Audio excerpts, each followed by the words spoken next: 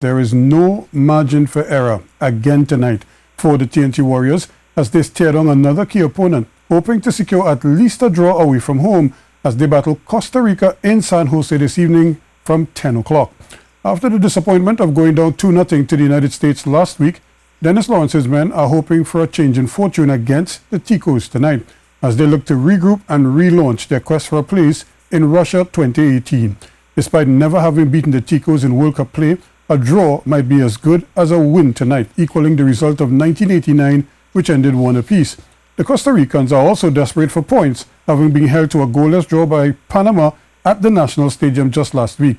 They are hoping to avoid a similar outcome to satisfy a very demanding public, which wants nothing less than a win tonight, as they are expected to flock to the stadium in droves to cheer on their Ticos.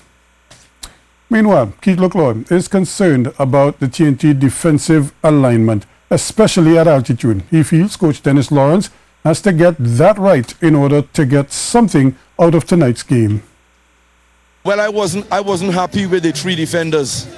I wasn't happy with that. Three defenders leaves a lot of work, leg work, for two men to run up and down the flank in defense and in attack.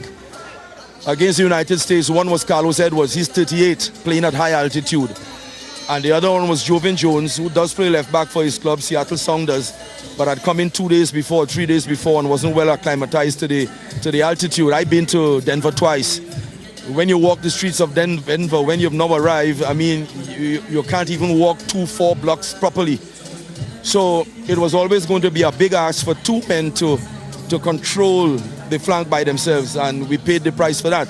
Coming back home, hopefully they will look at that formation.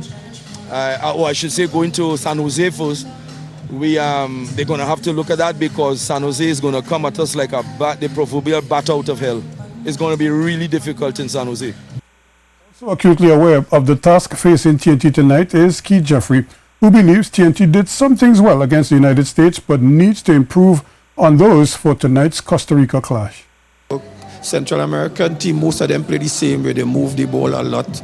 So we have to be organized, you know. We have to look at all the thirds, which part we want to defend, and when we win the ball, how fast we play, because we are a very athletic team, and I think going into Costa Rica, we could sit a little deep in the middle third, and when we win it, play on the counter, and I think we could be successful that way. We'll wait to see.